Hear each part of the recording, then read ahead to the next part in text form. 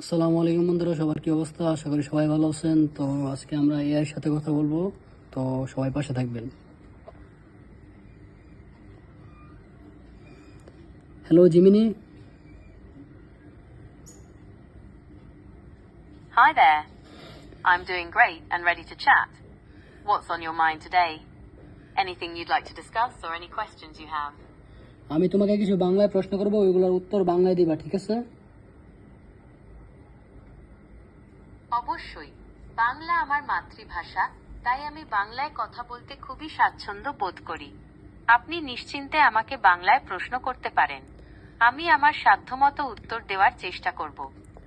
আচ্ছা, আমরা যে টাইম ট্রাভেল সম্পর্কে শুনি ভিডিওতে, বিভিন্ন পত্রিকায়ও অনেক আগে শুনেছিলাম যে কোনো একটা প্লেন 1955 সালে প্লেনে আকাশে উড়েছিল, পরবর্তী কোনো এক সময় ওটা বেগ এসেছিল।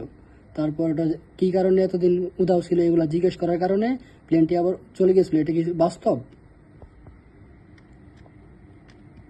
হ্যাঁ, আপনি প্যান অ্যাম ফ্লাইট 914 এর কথা বলছেন।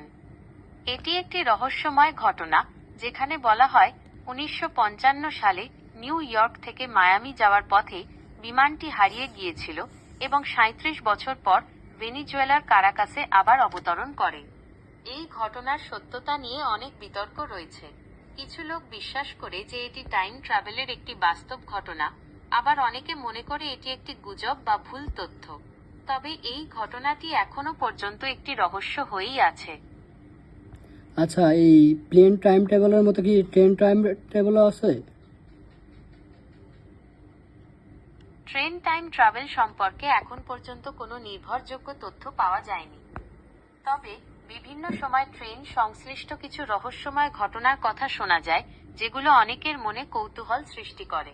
যেমন, কিছু মানুষ দাবি করেন যে তারা পুরনো আমলের পোশাকে সজ্জিত যাত্রীদের ট্রেনে চড়ে যেতে দেখেছেন। যদিও এই ঘটনাগুলোর কোনো বৈজ্ঞানিক প্রমাণ নেই, তবুও এগুলো মানুষের মনে নানা প্রশ্ন জাগায়। ট্রেন টাইম ট্রাভেল নিয়ে আপনার আর কোনো প্রশ্ন থাকলে করতে পারেন। না, আমার এখন কোনো প্রশ্ন নাই। তুমি আমাকে প্রশ্ন উত্তর দিয়ে সাহায্য করার জন্য অসংখ্য ধন্যবাদ। ভালো থাকবে, ঠিক আছে? আপনাকে অসংখ্য ধন্যবাদ।